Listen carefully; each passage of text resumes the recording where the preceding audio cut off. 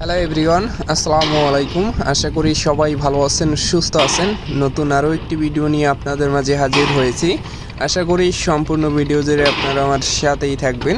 আমি এখন আছি কার্নিভাল ওয়েভ নৌযানটির সামনে। আপনারা জানেন যে এই কার্নিভাল ওয়েভ নৌযানটি ঢাকা ইলিশা নৌরুটে সার্ভিসে যুক্ত হবে। আপনারা জানেন যে ইতিমধ্যে ঢাকা ইলিশা নৌরুটে কার্নিভাল ক্রুজ নামে যে নৌযানটি সার্ভিসে যুক্ত হয়েছে, সেই নৌযানটি জনপ্রিয়তার শীর্ষে থেকে বর্তমানে ঢাকা ইলিশা নৌরুটে সার্ভিস দিয়ে যাচ্ছে, একই সাথে যাত্রী এবং গাড়ি পরিবহন করে। তো তারই ধারাবাহিকতায় কার্নিভাল ওয়েভ নৌযানটিও এই ঢাকা ইলিশা নৌরুটে সার্ভিসে যুক্ত হবে। তো ইতিমধ্যে দেখতে পাচ্ছেন নৌযানটির প্রায় 90% কাজ সমাপ্ত হয়েছে। তো বাকি যে কাজগুলো রয়েছে সেই কাজগুলো অতি দ্রুত সম্পন্ন করা হবে। তো দেখতে পাচ্ছেন ইতিমধ্যে নৌযানটিকে ডকইয়ার্ড থেকে অনেক আগেই পানিতে ভাসানো হয়েছে, আর পানিতে ভাসানো অবস্থায় নৌযানটির কাজগুলো সমাপ্ত করা হচ্ছে।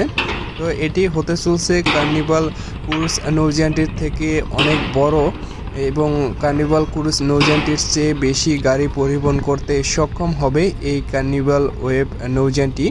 তো দেখতে পাচ্ছেন নৌযানটিতে কার্নিভাল ক্রুজের থেকে উপরে যে কেবিন রয়েছে কার্নিভাল ক্রুজের, সেই কেবিন সংখ্যা কিছুটা কম হবে, তবে গাড়ির সংখ্যা বেশি নিয়ে নৌযানটি ঢাকা থেকে ইলিশা এবং ইলিশা থেকে ঢাকা নৌরুটে বেশি গাড়ি পরিবহন করতে সক্ষম হবে এই কার্নিভাল ওয়েভ নৌযানটি।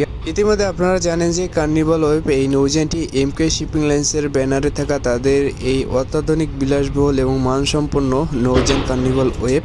পাশাপাশি এমকে শিপিং লাইন্সের আরও বেশ কয়েকটি জাহাজ রয়েছে। ইতিমধ্যে আপনারা জানেন যে কার্নিভাল ক্রুজ রয়েছে, পাশাপাশি রাজারহাট সি নৌযানটি রয়েছে এবং রাজারহাট এ নৌযানটি রয়েছে। ইতিমধ্যে আপনারা দেখেছেন যে কার্নিভাল ক্রুজ নৌযানটি ঢাকা ইলিশা নৌরুটে সার্ভিসে যুক্ত হওয়ার পর থেকে যাত্রীর পাশাপাশি কিন্তু গাড়ির চাপও বেড়েছে।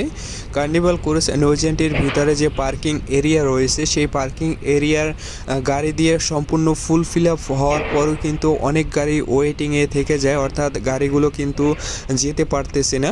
অর্থাৎ কার্নিভাল ক্রুজ নৌযানটির ভিতরে যে জায়গা রয়েছে, সেই জায়গায় গাড়িগুলো ফুল ফিল আপ হওয়ার পরও অনেক গাড়ি কিন্তু উপরে থেকে যায়। তো অনেক গাড়ি